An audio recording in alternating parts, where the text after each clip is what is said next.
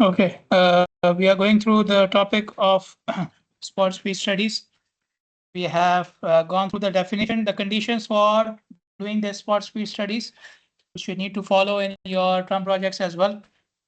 Then went through the data collection methods and the frequency distribution, the basic statistics which you calculate from the data. They are under two categories: central tendency and dispersion. Okay, we have discussed both of them. And then we moved on to the part about the normal distribution of speed data, that it follows a bell-shaped curve and it is symmetric and it has to go towards the end. Okay, and what else? It has only one peak. Okay, and based upon this, we can apply central limit theorem to it, and we can also convert it to a standard normal distribution. But basically, central limit theorem helps you to get the what I'm doing. I just started. Okay. So central limit theorem helps you get the 95% range of the entire data, not the sample, the entire data. What happened?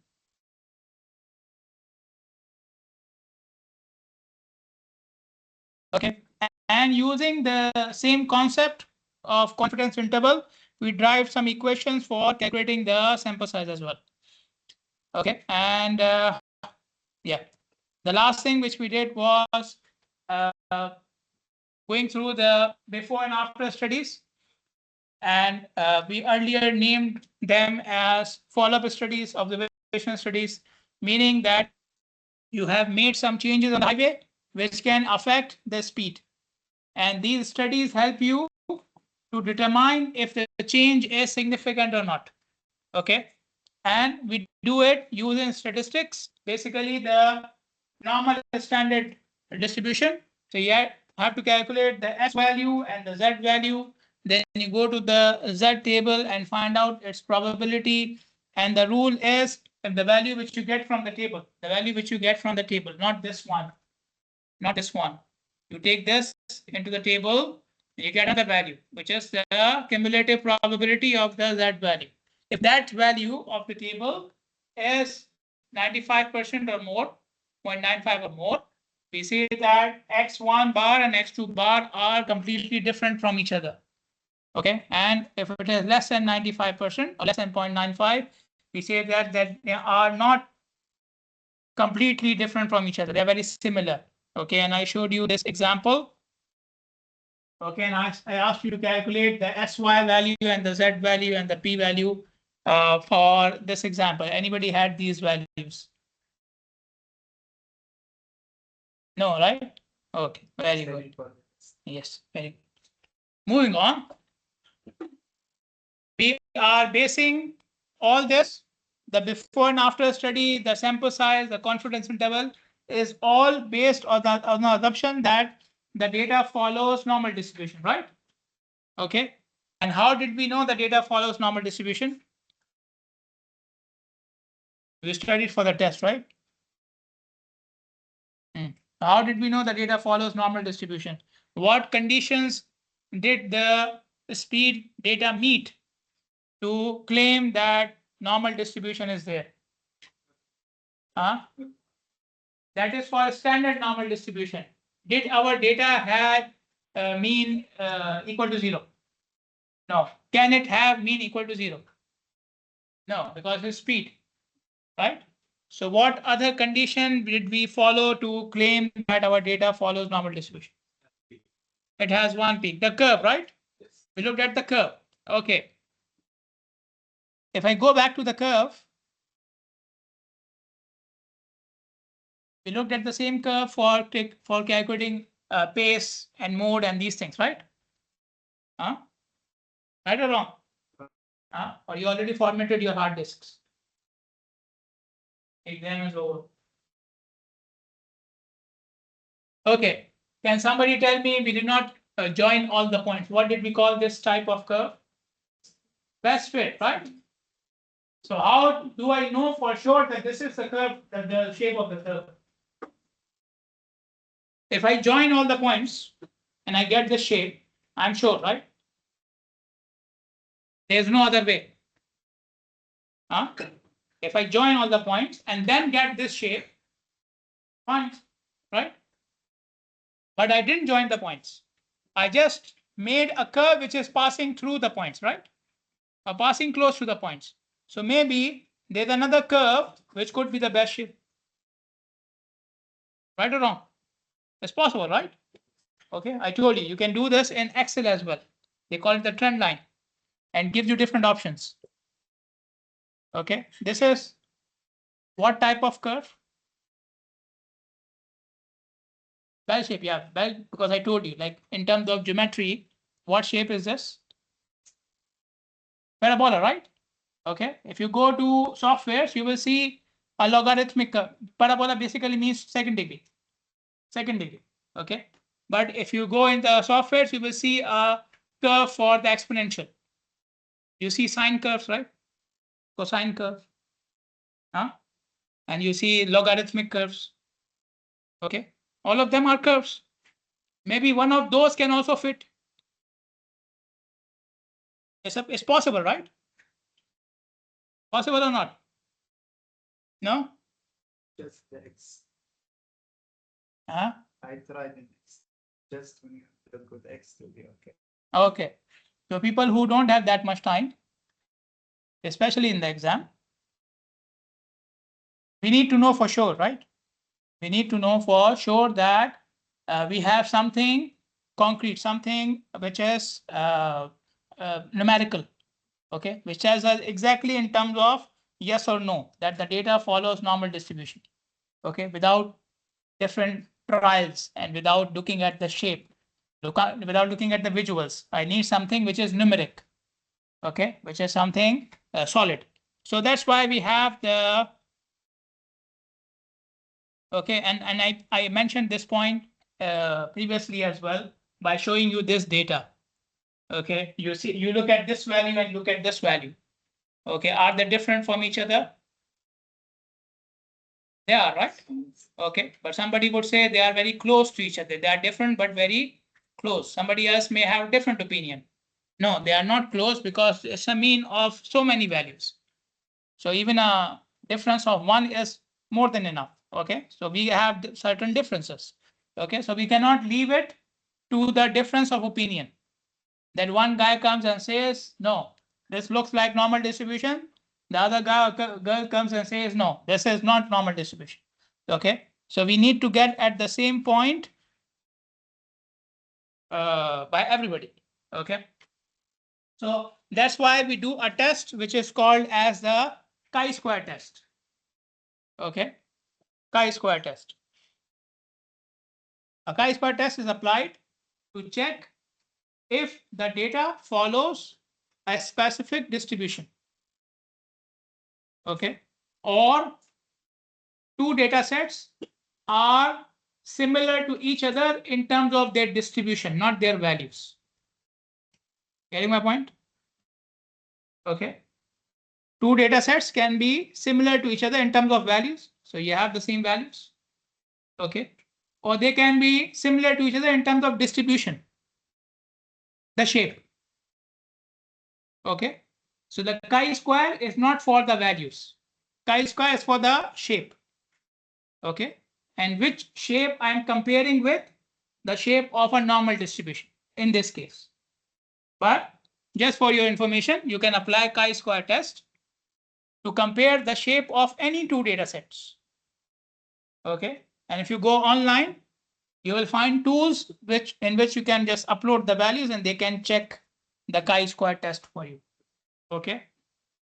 Obviously, we'll not do it in the exam. Okay. You still need calculator. Sure. Where is it? It's still in the other car, right? Today he didn't even bring the tablet as well. Yes. No exam. Vacation today. Huh? Vacation. Another Yeah. Yes, that's why he's sleeping. Okay. So chi-square is to check if two data sets have similar distribution of or similar shape of the distribution. Okay, if I have to compare the values between the two data sets, which test do I apply? No, I showed you. Okay. Z test. Okay, so Z test is for the values. Chi-square is for the distribution. Okay. So for the chi-square test, for Z test, we calculate Z value. For chi-square test, we need to calculate the chi-square value. Okay. So this is the equation for chi-square value.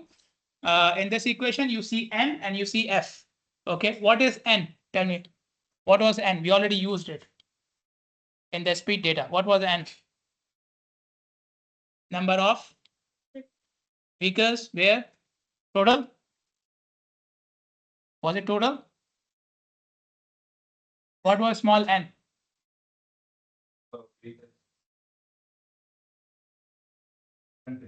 Percentage? No, no.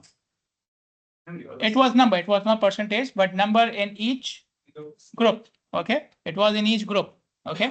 So n we already know from the speed data. Okay. F is what we have introduced. F is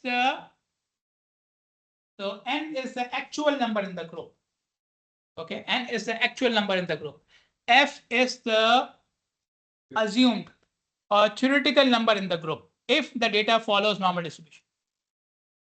Okay. So n is what we have. And F is what we should have if the data follows normal distribution. Got it? Okay. So if the data follows normal distribution, chi-square will be high or low? Tell me. If the data actually follows normal distribution, the chi-square will be high or low? No. No, right? The numbers will be close. The actual and the assumed will be similar. Okay. So chi-square will be down. Got it? Clear? Okay. How do we calculate the chi-square? Keep one thing in mind, the first three columns in terms of values are the same, which I showed you in the first example. Okay. In terms of values, but the arrangement is different now. Okay. You can see the values start from what? What is the first value? What is the first value in the first column? Infinity. I asked this question because for some of you, this will be the first time you will see my slides. So at least you see it in the class. So the first value is infinity. Okay, and what is the last value in the second column? Minus infinity. Now these are theoretical values, right? I cannot get a speed of infinity and I cannot get a speed of minus infinity. Okay, so these are theoretical values which I'm putting there. Okay, now tell me infinity is higher than minus infinity, right? So we are going in what order? High to low, right? Okay, so the values are going from high to low now. Okay, yes. Can't be minus infinity. What? How is v to be minus? It's not minus infinity. So it should be 0. It is showing that any value less than this. Any value less than this. Okay. But not So 0 has the same effect as minus infinity. But minus infinity makes it look complicated and we get satisfaction. See how complicated analysis we can do. We can do up to infinity. Nobody knows infinity, and we can do up to minus infinity. Okay, even though I don't know what does it mean. Okay, so just to get the internal satisfaction. Okay, so going back to the point, you can see the values are going from higher to lower. Got it? Clear? Secondly, if you go back to the original data, there were a group. This is my curve, right? Where is it? This is my curve, right? So the first group has how many values? 0. And the last group has how many values? 0. Okay. These groups are gone. These groups are gone. You see the first group, does it have 0 values? The last group, does it have 0 values? Okay. So what did we do? We did 3 things. You see infinity minus infinity. The best possible range, the maximum possible range. Okay. Then you see the arrangement, high to low. Okay. And then you see the groups which are omitted. The first 0 group and the last 0 group. They are gone. There. So we are starting with the next one. Got it? Clear or not? So in the original data set, my last group, which has a value, was 64 to 66. Then there was another group, 66 to 68, which has 0. So 66 to 68, gone. 64 to 66 became what? 64 to infinity. Got it? Clear or not? No? Which point? 64. How would be We put it. Okay. We are putting infinity. So I remove 66. I put infinity there. Okay. Same thing with the first group as well. The first group in the original data set, okay, which had a value, not the 0, 1, which had a value was 32 to 34. Okay. And after that, there was another group, 30 to 32, which had 0. So 30 to 32, gone. The next one was 32 to 34. So I removed the 32 with infinity. Got it? Clear or not? Any questions? These are from us. Okay. The infinity values are from us. Yes. So if any group have n value, we remove it from the No. Only the from the ends. You cannot remove groups from the middle. If I see a 0 here, I will not remove it. Okay. Only at the ends. The 0 removal is only at the ends. Got it? Fair or not? Okay. And values are same, which we had in the original data set. Then you take from the first column. You take from the first column and you do this with it. You take values from the first column and you do this with it. Okay, I showed you this earlier as well. What did I call Z? What distribution? Z distribution. Another name for it? Standard norm. Okay, standard norm. So I'm converting X to standard norm. Okay. What is this? Mean of the data. What is this? Standard deviation of the data. Yes. How did you find mu when you have infinity values? The mu does not depend upon the edges. The mu depends upon the mid values.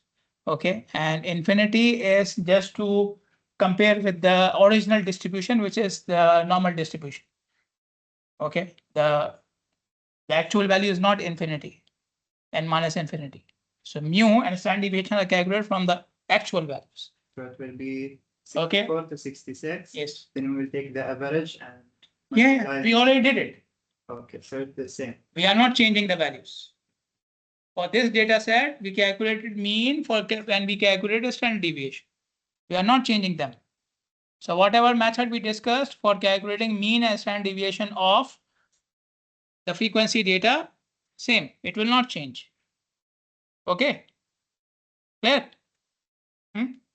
So I'm using the same mean and the same standard deviation, which I had earlier for this data. Okay. So I take the value from the first column, I put it as X, mu means the mean of the data, sigma is the standard deviation of the data. Clear? Okay. Any questions? Okay. So whatever value you get, we'll put it over in this column. Okay. So for example, the first value is what? What is the first value of the first column? Yes, tell me. Huh? Infinity, right? Okay. So you see the Z value is how much? The first Z value is how much? Infinity. Makes sense? You put infinity in the equation, you get infinity, right? Okay. Second value is how much? 64, right? Okay. So if I want to calculate Z value for it, I'll do 64 minus mean, which is 48.2, upon a standard deviation, which is 6.14. Okay, these two values are calculated for the example earlier. Okay, I'm using the same values. Okay. There. What? From where? Because 1 minute ago you were doing this.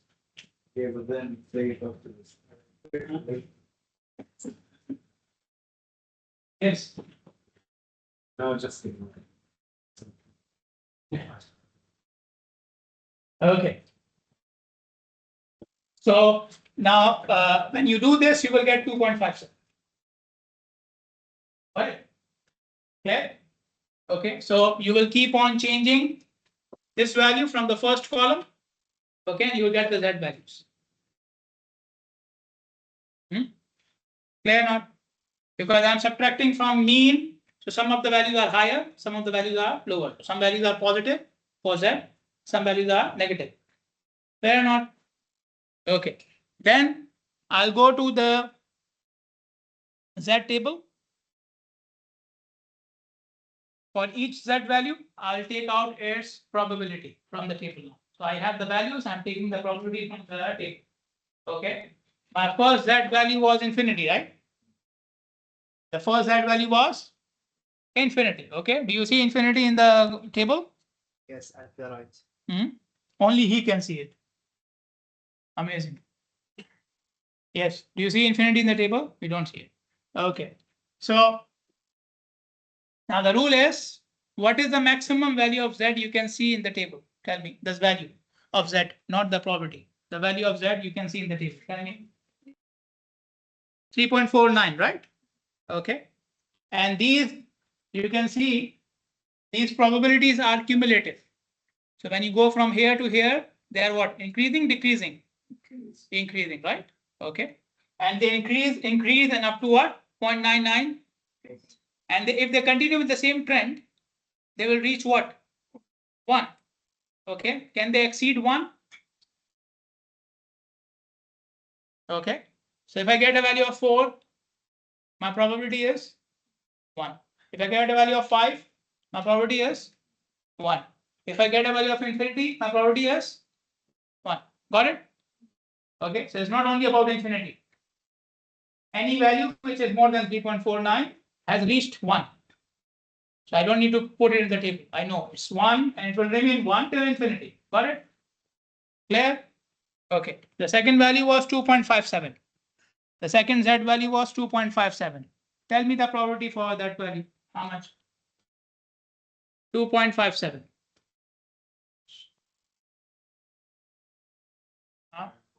9949, right? Okay. And so on and so forth. Okay. So you will pick each value, go to the table, pick the value from the table for the probability and put it over here. The first one is 1 because of infinity. The second one is 0.9949 because of 64. Yes. Upper. Upper. Okay. So 0.9949 because of 2.57 and so on. Okay. Now you see some values are negative, right? Some Z values are negative. I showed you because some values are less than the mean. Okay. So if you look here, the first negative value is 0.03. Okay, so I go to the Z table. Okay, do you see Z as negative here? Okay, but we know it's a bell-shaped curve, right? So it's symmetric. Okay, it will flip. It is a mirror image. So if I give you half of the curve, the other half is a mirror image. Okay, and what happens in the mirror image? Same value, but Same value as negative value. We will, if I need a probability of minus 0.03, what will you do? doesn't work. Doesn't work. Yes. There is another page because bring it for us. You bring it for me. We can print for the exam. Yes. Okay. One minus the probability. How many are you? 30. 30 viewers. No, everyone make it sound. 31? Why? I don't, I just, Yeah. yes, yes. Yes. Anyways, unless he brings the paper, okay, you deal with this. Okay, it's not a big issue. I was going back. So mirror image is what? Your right becomes your left. Okay. So if you see, for example, I want minus 0.03. So I go up 0.0 and I have 3, right? 0.03. The probability is 0.5120. Okay. So, and the total is 1, right? The total is 1. So this is, if this is 0.5120 out of 1, then the minus 0.03 will be 1 minus 0.5120. Got it? Mirror, right? Okay, so this is 0.5120 out of 1. The negative will be minus 0.5120. Got it? Okay. The same will be applied for all negative values, unless he brings the other part of the table. Okay, so for example, the second one is 0.36, right? Okay, so I go here, 0.36, 0.3, I go there, 0.36 and how much? 0.6406. Okay, so I will do 1 minus 0.6406. Okay, 0.6406 is for positive 0.36. 1 minus 0.6406 is for negative 0.36. Got it? Clear? Any questions? Okay. So we have reached up to this column. Okay. The column which we are getting from the Z table. Okay. Clear or not? Okay. Now these probabilities are cumulative. Okay, they are cumulative. I want it for each group. So what do I do? How do you get individual from cumulative? You subtract. Okay, so you take each pair of values and you subtract. Okay, so the first one is 1 minus 0.9949.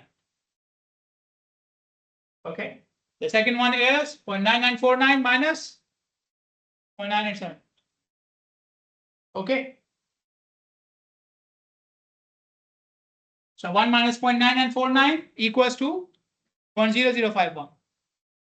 0.9949 minus 0.9878 equals to 0.0071. Okay, clear or not? Okay, now I take these values and multiply with the total number of values, total of n. Okay, the total of this column is 368. Total number of values, capital N. Okay, so each value from this column will be multiplied by 368. Okay, and you put it over in this column, the F column.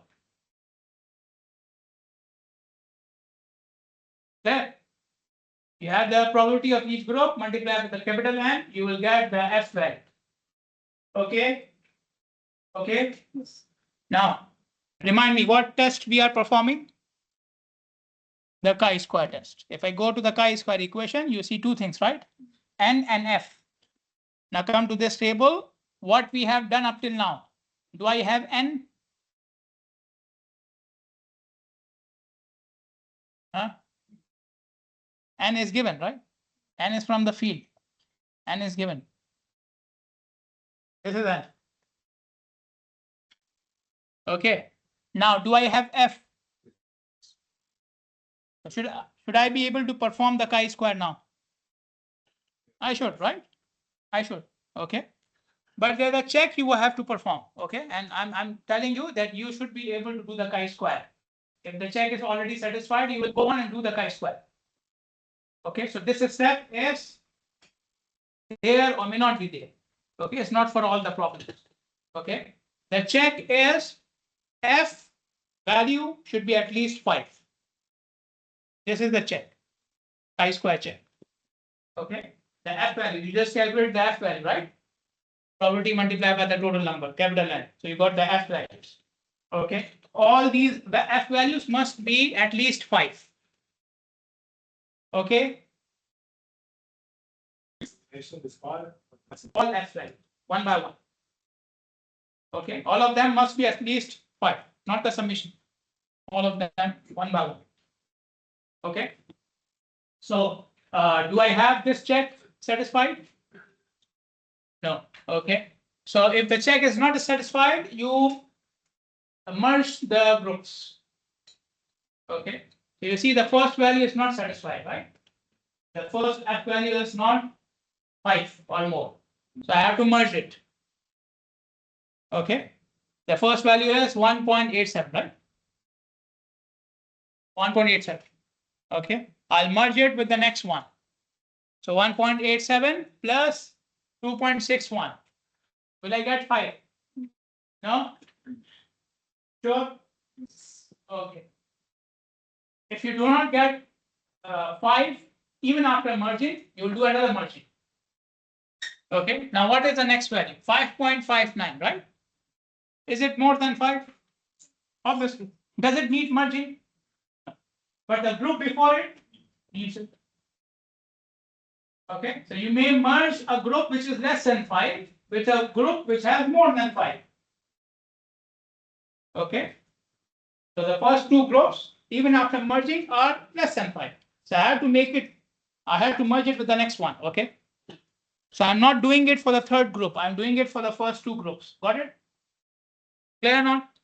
Okay. So you merge it, the total will become 10.08, which is fine. Okay. Then I go through this column. All values are more than 5 until I reach the end. Okay. So this value is less than 5. I should merge it. Right? I can merge it with this one.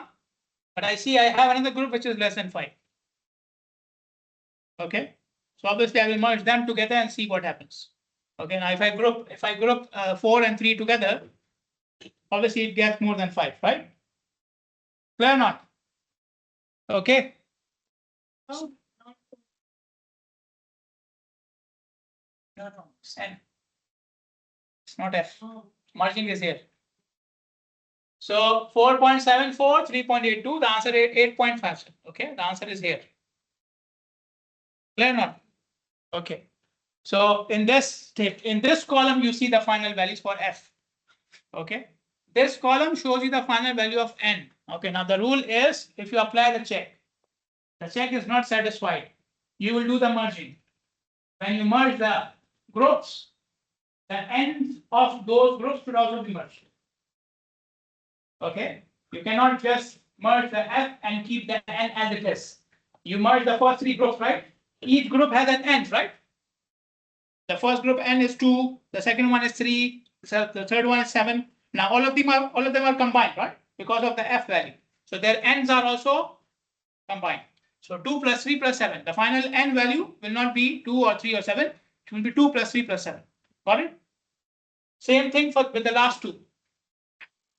You merge the last two, right? So their F value became 8.57 and their N value will become 5 plus 5. Got it? Clear or not? Now you can calculate the chi-square for each of the group which they have done and you can add it together. Okay, so for example, the first chi-square is 0.3644. Okay, so now I'm playing with the merged values. The actual values do not exist now. I'm playing with the merged values. Okay, so 0.3644. How did I get 0.3644? It was n minus f. My n is 12. My f is 10.08. Y upon 10.08. Okay, so for each group, you will do the same thing. Second one will be 10 minus 10.8 something something upon 10.8 something. Got it? Okay. And your final chi-square will be a summation of all of them. So you do it for each group and then you add them together. Okay. Now let me summarize the steps. Pay attention now. I had speed data. Okay. I had this speed data.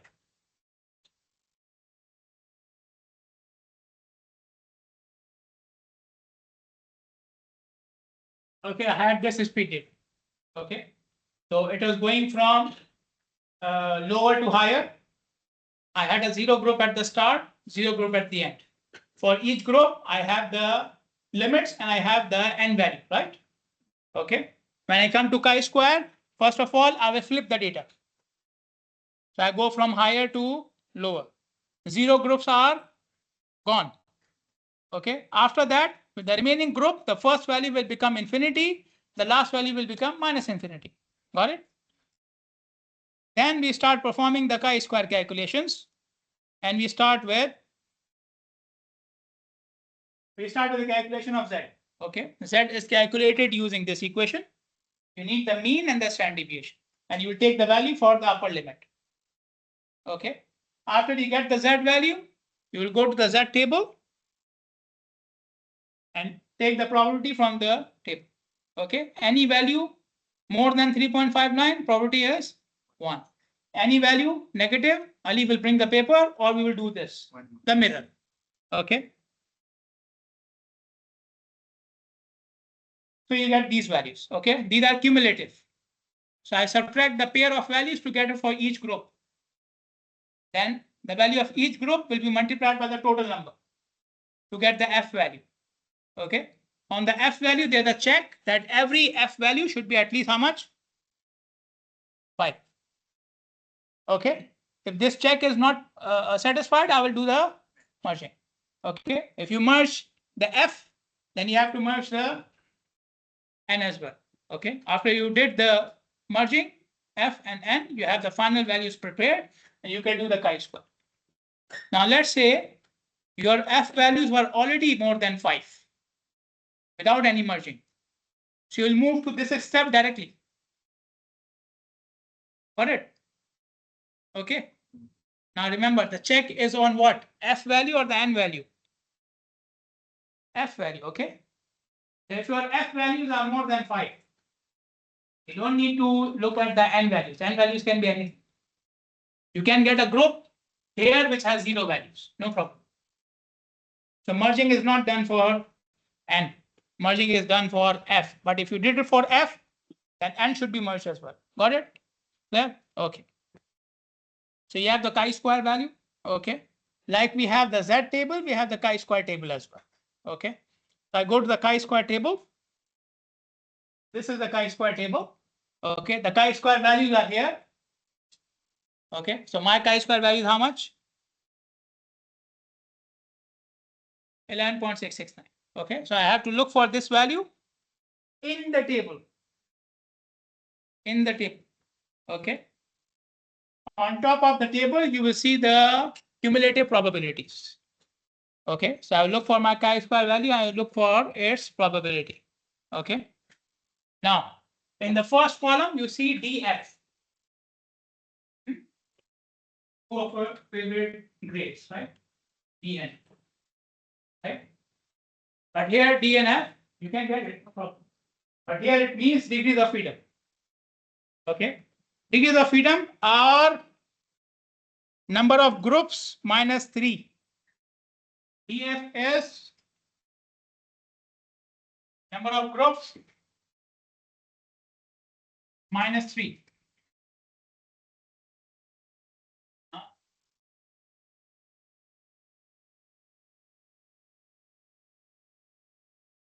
Yes. It's always minus 3. Okay. So you will count how many groups you have and you will do -3. This will give you degrees of freedom. Clear or not? Clear? Huh? Any questions? You will count how many groups you have for speed. These are groups, right? Each row is a group. You'll count the number of groups, not the number of values. Number of groups -3. This will give you degrees of freedom. Clear? Okay. And you put these degrees of freedom over here to see in which rows you should look at the value. They are rows, right? Okay. And again, there's a bigger table as well. And we can bring that as well. Right? Right. Now you say subscribe to my YouTube channel before that, right? So the DF will be 14. Sorry. DF will be 14. No. Did you do -3? Yes. Okay. The total is 17. No. But yeah, the number of groups initially were 17. They were initially 17. But because of the F, you merged some of them, right? So they are no longer 17. Okay. So the easier way to remember it is count how many chi-square values you have. You did the merging, right? Okay. So the first three are no longer three groups. They are one group. The last two are no longer two groups. They are one group. Got it? Okay. So you have to count how many groups you have finally. Okay. After merging. If you did the merging, then after that. Okay. So after that, there are how many? 14. 14. Minus Okay. 3. -3 will be 11. Okay. So I'll come here. I'll look in the row of 11 for my chi-square value. Okay. My chi-square is 11.6669, right? Okay. So if I go in the 11 row, I come here 10.34. The next value is 13.7, right? So 11.669 is between them, right? Clear or not? My required value, this chi-square value, I'm looking for this one, right? So where it is? Somewhere in this row between these two values. Okay. For 10.34, the probability is how much? 0.5. For 13.7, the probability is 0.25. Okay. Now, I'm looking for, again, the rule. We'll go back to the rule now. Okay. What is the rule?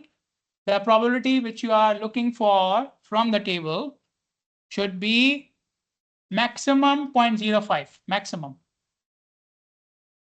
The pure chi-square value can have a maximum probability of 0.05. Okay. Fair enough. So your chi-square is 11.669, right? Okay. I know the probability of 10.34. I know the probability of 13.7, right? They are given on the top. I want to know the probability of this value, 11.669. I'll do what? Interpolation. Okay. Should I do interpolation? Yes, because we have lots of time, right? You guys have. I don't have. Calculator. Use calculator or use your brain, right? Calculator is better, right? Hmm. Yes, how much? See, because of people like this, we waste time. Okay, what is the rule? Tell me. This value should be maximum how much? Minimum, sorry. Minimum 0.05. Yes. This value should be minimum 0.05. Yes, not maximum, minimum. Minimum 0.05. It can be more than 0.05. Yes. 0.05. The value which for chi-square should be maximum, minimum 0.05. So it can be 0.05 or more. Okay, it can be 0.05 or more. Okay, and how much is it? 0.401, right? So it is more than 0.05, right? Okay, so the rule is satisfied. Okay, the rule is satisfied. Now what were we checking? This is the check for normalcy. Okay, rule is satisfied. That means the data follows normal distribution. So we are no longer looking at the shape of the curve now. I'm looking at the chi-square value now. Clear? Okay. So I'm not deciding on the base of the curve. I'm deciding on the base of the chi-square value. Okay. So anybody who is calculating the chi-square will follow the same procedure. He will get the same values. Okay, and he will get to the same answer. Got it? It's no longer you will go to the software and you plot and you do the best fit, and the best fit can be this or this or this. Okay, got it? Clear or not? Okay, so my chi-square value, after satisfying the rule that it should be at least 0.05, shows that the data follows normal distribution. Clear? Clear? Okay, now Hassan, right? Hassan couldn't wait. Okay, and obviously you guys are also in a hurry. You will see the values and you start calculating, right? Okay, my rule is what? 0.05, right? And you are interpolating between. Now, who can get less than 0.05 out of this? Anyone?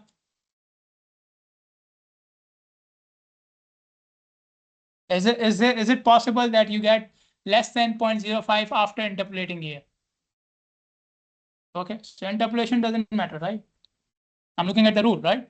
I'm not interested in finding out the exact value. I'm finding out in my rule. Okay, the answer to my rule. Okay, the answer to my rule is whatever value you calculate will be more than 0.05. Got it or not? Okay, some people are thinking, why not? Yes, why not?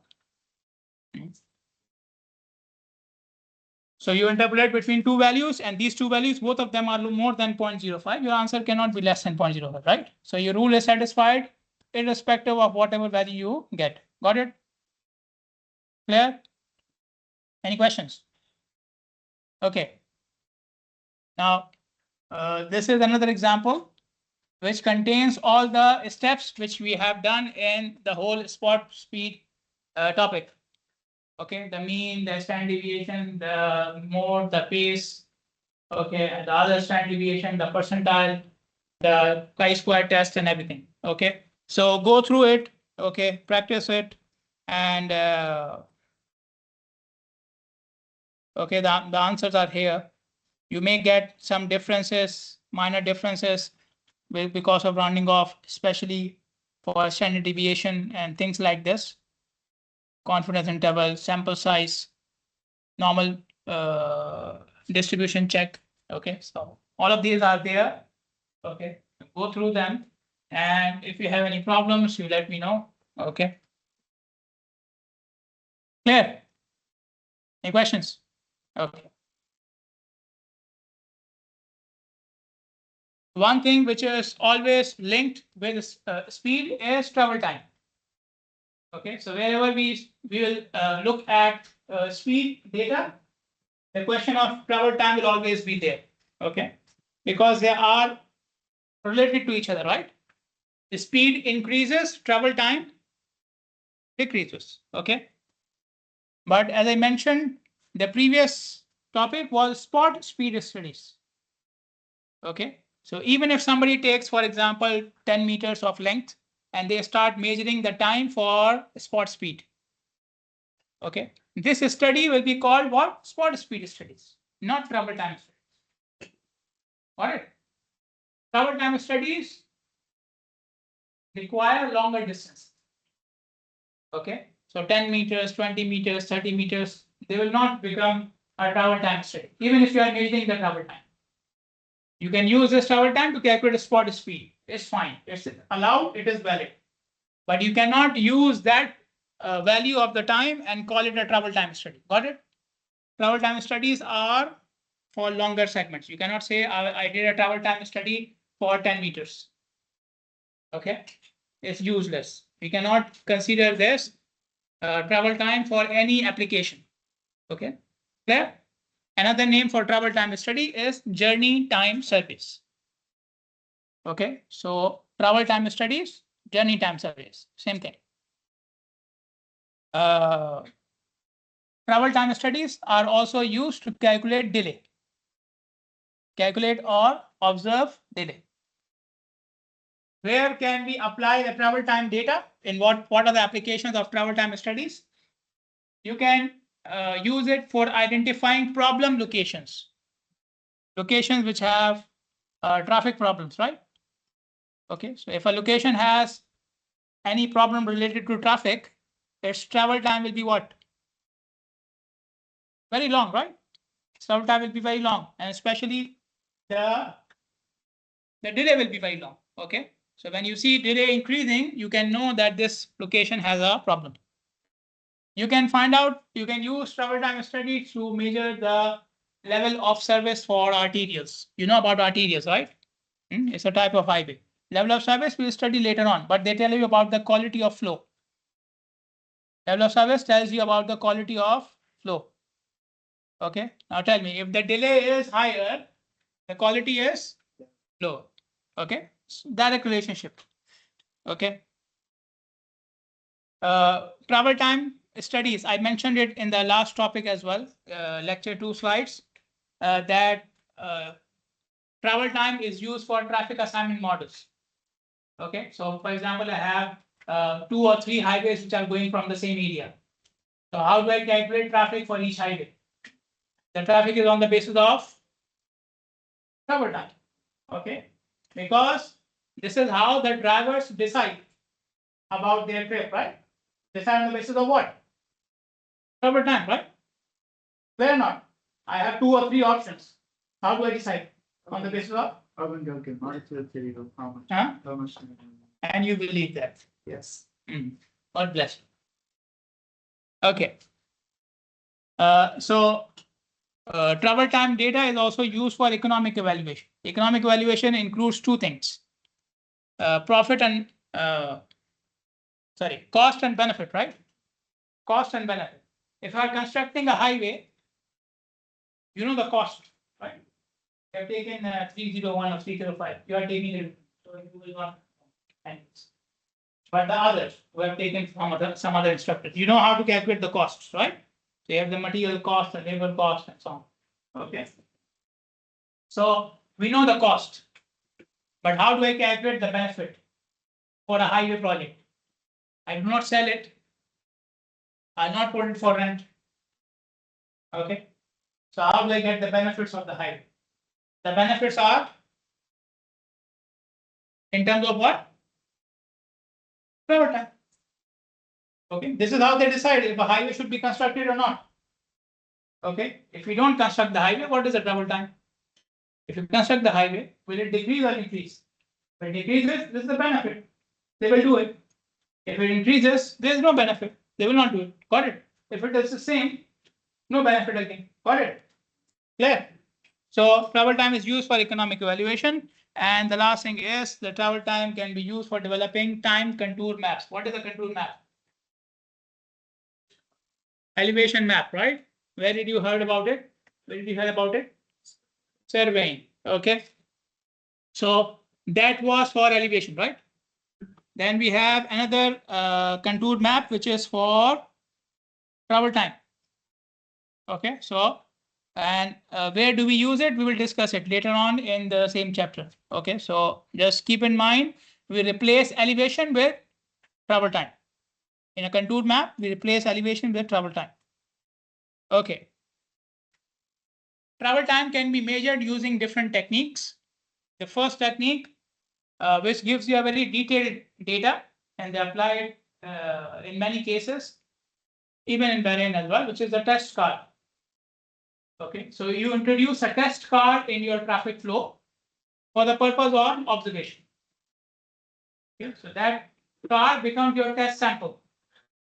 Okay, so you have hired this car, you are asking the driver to drive it, and you have the observer inside the car. So the observer has a stopwatch, and he is noting down the time. When did you cross point 1? When did you cross point 2? If you stop, how long did you stop? So all these things are recorded by the observer inside the car. Clear? Okay. Now the test car can be applied in 3 different ways. So there are 3 different approaches for the same method. Okay. depending upon why you are doing the test car method and where you are doing it. Okay, so the first one is called floating car, which is applied on 2-lane highways. So where we are doing it? 2-lane highways. Okay, what is the purpose of doing it? To find out the average speed on the highway. Okay, floating car is applied when you are applying test car on 2-lane highways for finding out the average speed. Okay, so remember I told you, you are telling the driver what to do, right? Okay, so on 2-lane highways with floating car technique, you ask the driver to remain in his lane. Okay, and maintain the same position till the end. Okay, because in a 2-lane highway, what do you do? If you have to pass someone, you will go in the other lane, right? Okay, so you ask this driver, you keep in your lane. You don't go to the other lane. Got it? Okay, but the other thing is he has to maintain the position as well. Now he can remain in his lane, but what about the other drivers? They can, right? They are not all test cars. So they will go to the other lane, right? And they can pass him, right? So then he is allowed to take revenge. Okay, he is allowed to take the revenge from the society, not from that driver. Like he will go one step forward. If he has gone one step back, he will go one step forward. Okay, like I said, the revenge is from the society, not from the driver. Okay, that crazy driver may be already gone. He will not go after him. He will just find another lazy, useless driver, and he will go one step past him. That's it. Clear? Okay. So this is floating car. 2-lane highways to find out average speed. The instruction to the driver: remain in your lane, maintain your position. Okay. If he violates any of these conditions, the observation is not valid. You will do it again. This observation will not be counted. Next one is where you are allowed to have fun. This is for multi-lane highways. To find out the 85th percentile speed. Okay, now tell me, 85th percentile speed is on the higher side or the lower side? Higher side, right? So we ask him to do what? Speed up. Okay, have all the fun as he or she wants, but stay alive till the end, right? The general rule. Stay alive till the end. Okay, so that's why we call it the maximum car technique. But this is for multi-lane highways and to find out the 85th percentile. So he has to speed up as much as he can. Okay, by means alive. Got it? You can change it. He can change. The only instruction is he should go towards the upper limit. Yes. But that depends on the driver. Drivers can bypass. There is you, there is person, there is love. What can? And there are girls as well who I don't know what they are thinking. So, but we need this variation in the data as well. So these are real drivers, right? Real drivers also have the same variation. So we want this. Okay. Then we have the average car technique, again, multi-lane highways to find out the average speed. Okay. No instruction to the driver. Okay. Drive normally, like he is driving without any observation. Got it? So 2-lane highways, average speed, floating car. Multi-lane highways, 85th percentile speed, maximum car. Multi-lane highways, average speed, average car. Got it? And all of them are under what? Test car method. In all of them, there is a hired car which is introduced in traffic. Yes. For the project, you will do maximum. Why? To make this. Go ahead. But if you get caught, I don't know you.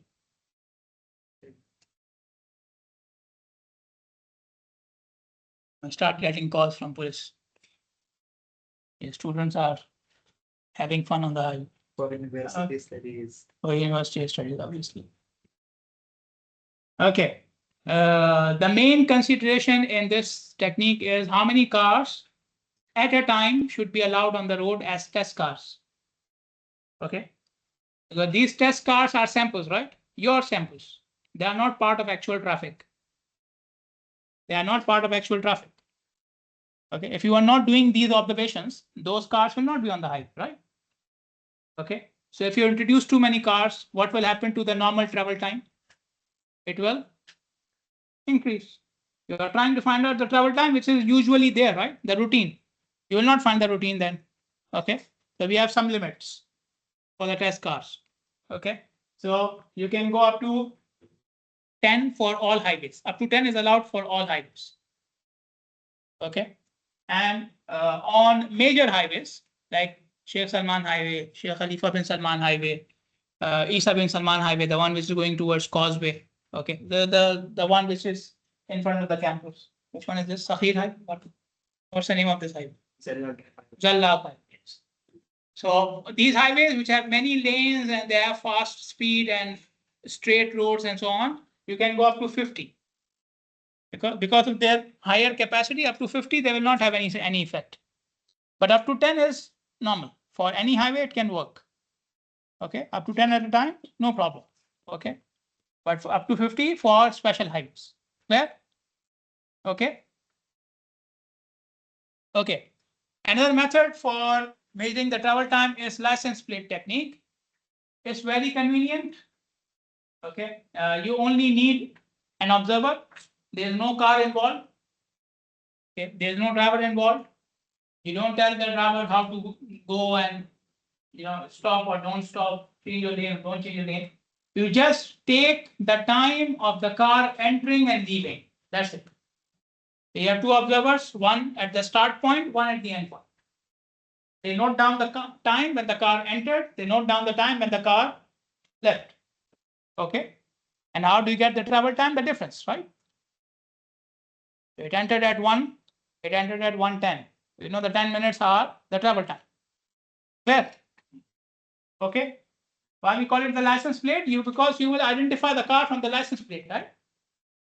The car with this is license plate passed at this time. Then the other guy will record the car with this license plate passed at this time. Then you will compare the license plate number, right? To know the starting point and the end point.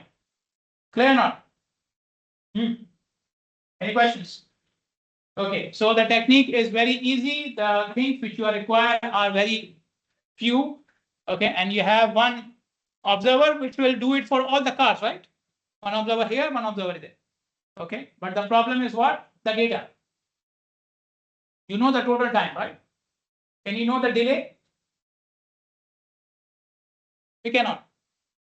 I mean the time of delay. Yes, you can see the traffic jam, so you know that this car may have had delay. But you do not know how much and where did it stop. Okay, we are talking about it. That we needed like 10 cars. You are saying yes. You can ask me something, right? 10 cars, right? No problem. 12. So delay cannot be known here. Okay. Another problem is the coordination between the two guys. One at the start point, one at the end point, right? And they are not like standing here. I told you, travel time studies, long distance. Okay. So the other guy will be very far from you. Okay. And you cannot coordinate that I have noted down that the entry of this car, now note down the end of this car. You don't know. Maybe he will miss the car.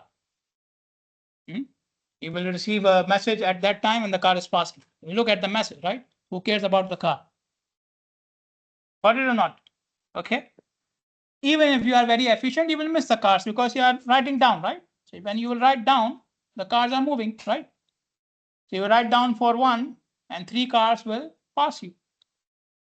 Okay. Or there are 3-4 lanes. So you are noting down from one lane, the other lanes, the cars are passing. Yes.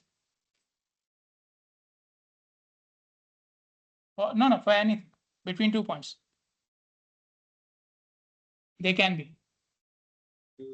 So maybe You will miss, yeah, you miss car. Yes. Maybe you noted some car and it did not reach the end point. It can happen. Okay, so all these problems are there. The technique is very easy. It does not require many things. Okay. But the problem is you do not know the delay. and you do not know the exact number of cars you will get in the end. Because until you finish the survey, you come to the office and start matching, you don't know how many samples you have. So maybe this guy recorded 1,000, you recorded 1,000, but in the end, only 100 are matching. So all 900 observations are wasted. Got it? Okay. Then there are some other things you can do with these techniques. So you can go to a very high point, which they call as the vintage point. Okay. And you can take the entire segment from that vintage point. From the high point, you can see the entire highway, right? Of a big section of the highway. Okay. So if you can find that point, you can take the entire observation from that one point. So you know when it crossed the start point, you know when it reached the end point.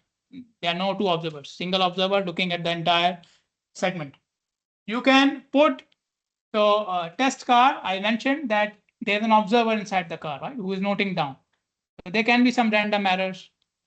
Okay, this observer can also get WhatsApp messages and Instagram notifications, right?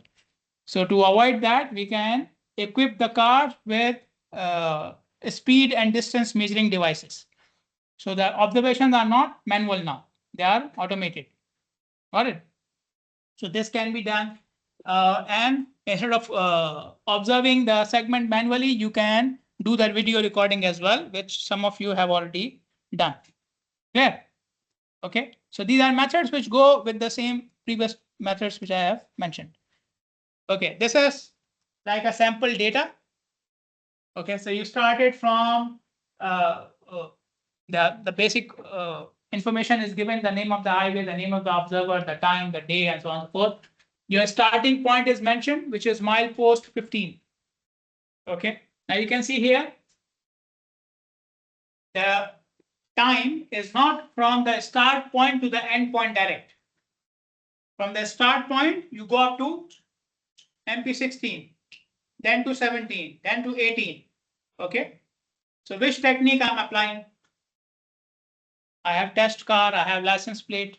Which technique is this? Which technique can give you all these points? When I record the time from the first point to this point, and then this point, and then this point, and then this point till the end using license plate technique. Can I do that? He can do that. We will see how it goes. You cannot do it. You have the guy at the start point, you have the guy at the end point. So license plate will only give you the total. It will not tell you, okay, at this time the car reached this point. This time the car reached the other point. Okay, so we cannot have this. So this is the test car. The car or the guy is measuring the distance. They are measuring the time.